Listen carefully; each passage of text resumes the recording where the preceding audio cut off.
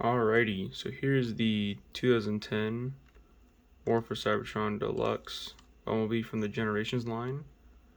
I think it looks cool. This is the, I guess the Cybertronian car that they had in the game, which I think actually looks cool for being Cybertronian.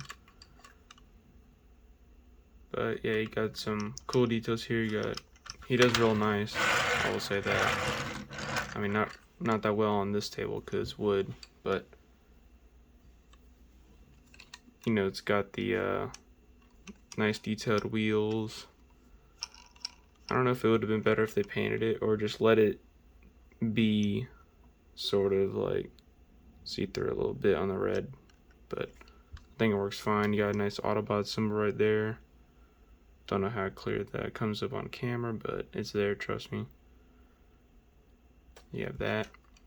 Yeah, I like these little pinkish reddish, I guess you want to call it pinstripe lines, which shows like the energon flowing through them. But yeah, you got some more down back here. You got his red tail lights, which I think look cool because you got a little honeycomb texture, which I think looks really cool because they had in the game. And you got some black details right here.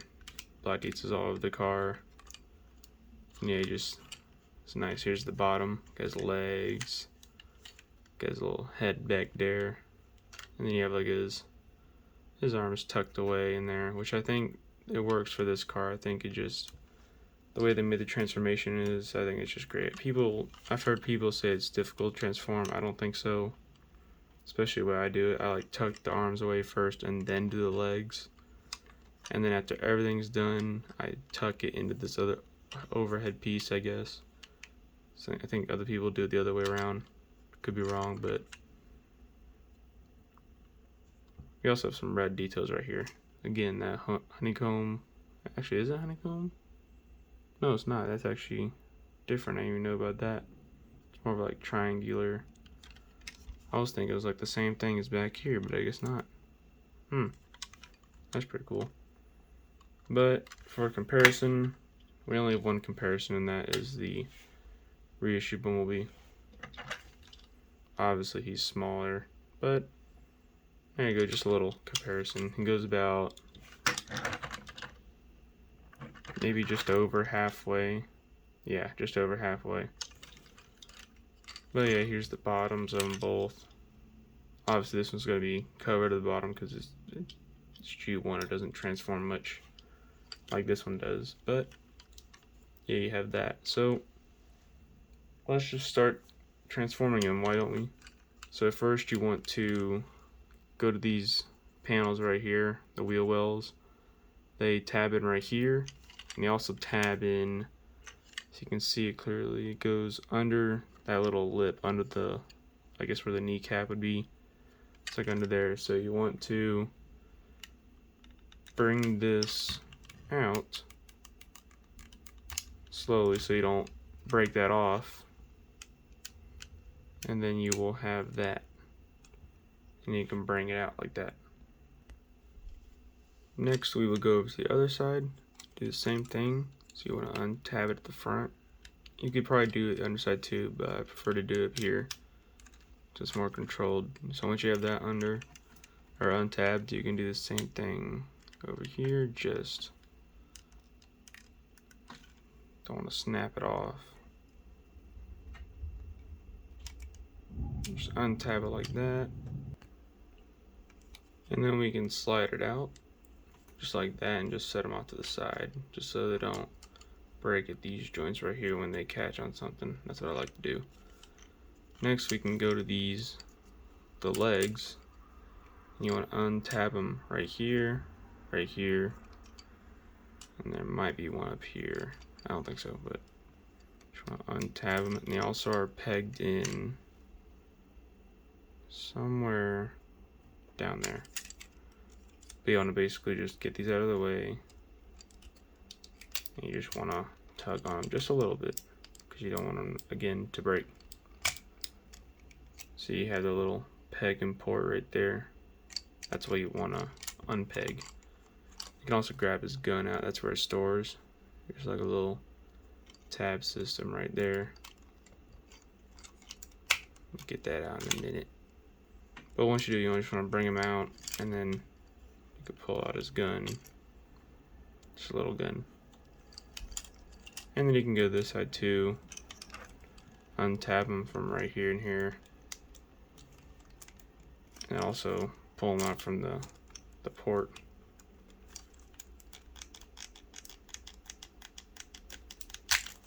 Just like that. And then you can bring his legs forward and tab that in, or click it in place. Legs, these are real simple. You have this little thing right here. Here's leg. People will try and pull them off, but I think that would just like cause stress on this. So what I have to do is actually push up right here. And I won't have to push anything, or I won't have to pull anything. You just see it goes up by itself.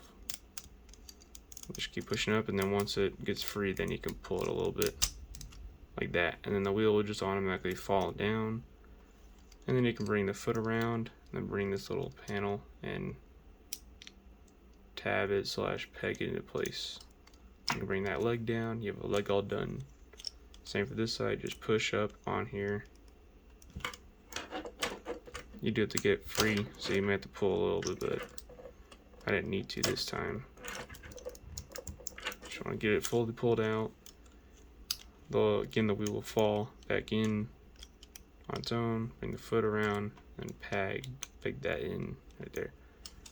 And there you have the legs all done.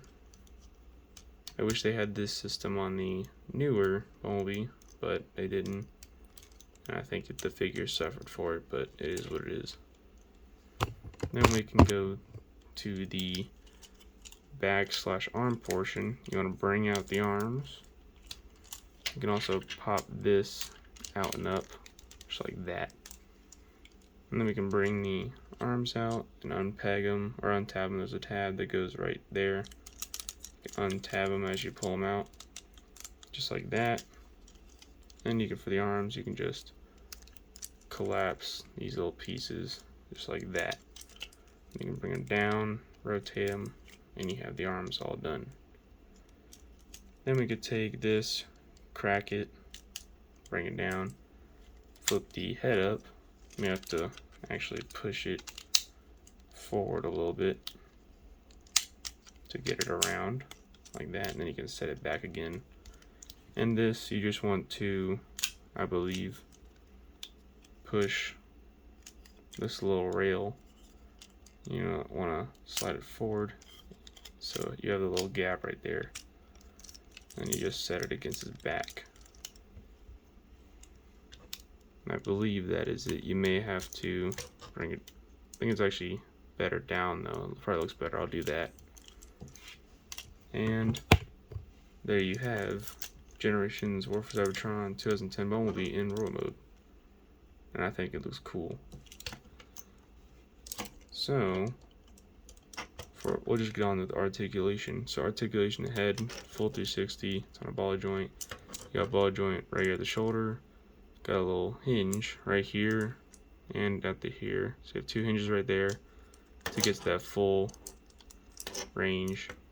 Wrists, just rotate. They're on a ball joint, but they don't really move side to side much. You got a little bit. For the waist, you get full 360, but this may block it, so you have to move it out a little bit to get the 360. But it's just on a mushroom peg, I think. And then for the upper leg, you have the outward, and then full 360 here, but again, you get blocked by these 2 pieces. And then here, you get a twist of the thigh. Knees go just under 90, and the feet are just all over. No tilt though due to transformation, but there you go, there's articulation.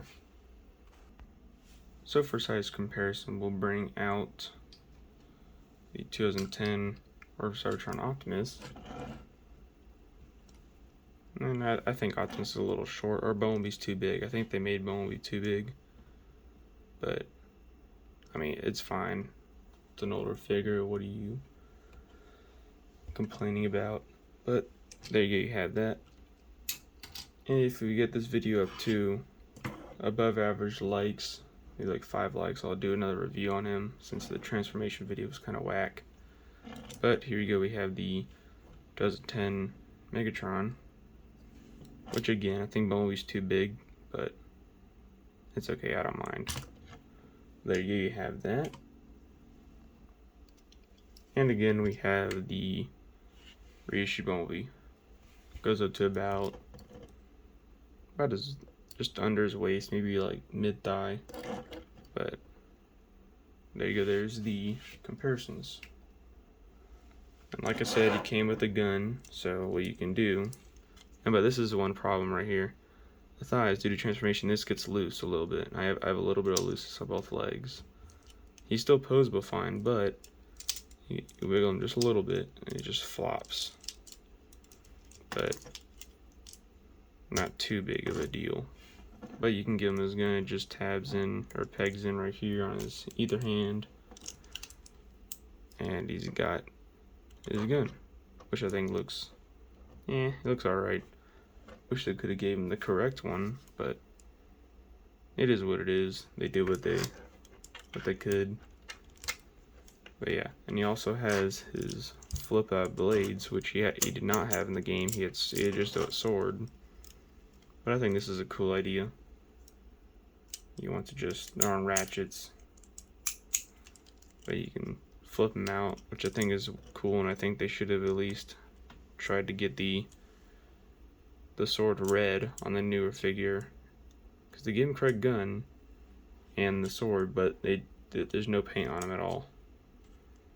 And I think if they did this type of stuff with that, it would have been awesome. But yeah, there you go.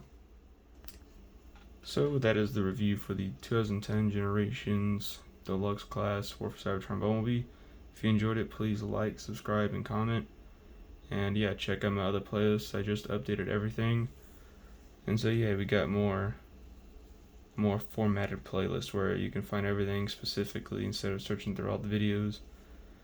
But yeah, I will see you guys in the next video.